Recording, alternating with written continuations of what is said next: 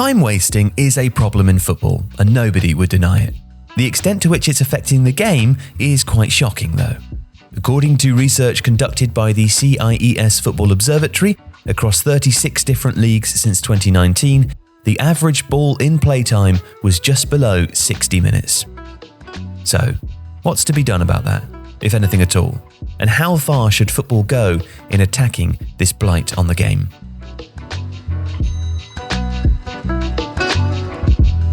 First, more of that research. According to the same study, the ball spent the longest time in play in the Dutch Eredivisie, over 63 minutes, and the least in the German Zweite Bundesliga, just under 59 minutes. Currently, the Premier League's average as of February 2022 was 60 minutes and 59 seconds. Not the worst, but still a stark reminder of how much time is being lost. And that figure is only an average. In some extreme cases, it's much lower. In 2018, during a now notorious game between Cardiff City and Burnley, the ball was in play for just 42 minutes and 2 seconds. And that took place a season after the International Football Association Board, or IFAB, released its Play Fair document, which among other aims sought to increase playing time and the fairness and attractiveness of the game. That was in 2017. In 2018, while still considering law changes to increase the amount of actual football being played, an IFAB source told The Times that we all want to crack down on major time wasting and increase playing time. But the fundamental question is how we do it. Well, football has made little progress on this front in the years since, and with most leagues having adopted or being on the verge of adopting new laws permitting up to 5 substitutions in a game, and with VAR implementation and imprecise science, the amount of time lost only seems likely to increase. So, what's to be done? Well, one of the most frequently referenced plans involves a stopping clock, as seen in the 2 codes of rugby, American football, basketball, and ice hockey. As in those other sports, that would mean that time would only run when the ball was in play and would be stopped for throw-ins, goal kicks, injuries, and substitutions. And it would be effective. During that Cardiff-Burnley game in 2018, according to British journalist Martin Ziegler, defender Sean Morrison took 20 throw-ins at an average of 25 seconds each. In that instance, a stopping clock would have saved over 8 minutes of playing time.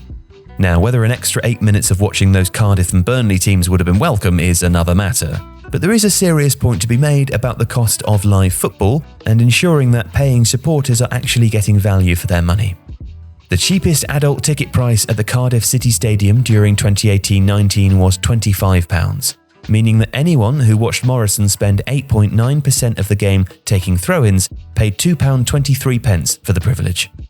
With a more expensive match ticket, one costing £50 for example, the problem is shown more vividly. The CIES Football Observatory's research calculates that 29 minutes and 1 second of every Premier League game on average involves the ball not being in play, 32.3%.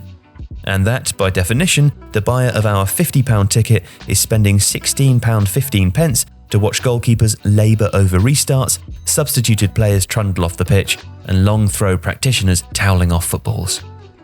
So, football is very aware of its time-wasting problem, but also of its value as a spectacle and its needs to attract future generations by minimising delays or breaks in action. Part of its moral panic is derived from assumptions made about shortening attention spans, but its other, more rational fear appears to stem from FIFA's popularity, with its 6-minute halves and also the need to compete with other entertainment platforms on social media and streaming services. In addition to which, other sports leagues have initiated or at least discussed initiatives to shorten games or reduce dead time. The NFL's reduction on the time limit for replay reviews in 2005, for instance, the regular conversation about pitch clocks in baseball, or the recent addition of a shot clock for dropouts and scrums in the Australian NRL. Everywhere, sports are trying to make themselves quicker. Since 2018, there's been no real movement towards a rugby-style stopping clock in football, not from IFAB at least. In the first quarter of 2022, however, the Portuguese Football Federation expressed its interest in trialling a new format of the game, which would comprise of 2 halves of 30 minutes but feature a live clock at an under-23 tournament in April. According to the iPaper's Sam Cunningham, the trials running would then be followed by a university study that would analyse the data and produce a detailed report of the findings, taking in views of officials, coaches, players and fans who were part of the matches. That would be a very small step, and IFAB would need to give its approval before any official trials took place. Nevertheless, Pierluigi Collina, the famed former referee who's now an IFAB member, gave an April 2022 interview to Calciatori Brutti, in which he discussed the loss of game time from a spectator's point of view, the value for money aspect, and also the need for referees to be more liberal in allocating stoppage time.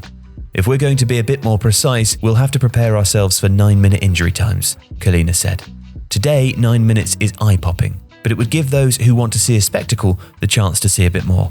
Collina stopped well short of discussing major reform, but his comments suggest an appetite for change among football's lawmakers. A few days after that interview was published, veteran Belgian defender Jan Vertonghen also weighed in with a tweet imploring FIFA to consider the innovation. Football really needs to change to effective playing time ASAP, Vertonghen wrote. The teams taking advantage of constantly diving and crying are taking all the joy from fans who want to watch a good football game and not a theatre play. No doubt there's enthusiasm from supporters too, with complaints about time wasting and VAR delays now part of every match day. But whether that extends to the kind of revolution being proposed in Portugal is another matter. If you like this video, please consider subscribing to the channel. And if you do enjoy Tifo, then you'll probably also like The Athletic. If you watch our tactics videos, you should go and read Michael Cox. If you're into data, read Mark Carey. And if you're into transfers, it's David Ornstein. Plus, if you're a fan of any Premier League team, then there's a journalist dedicated to you, and you can try it for free for 30 days now by clicking the link in the description.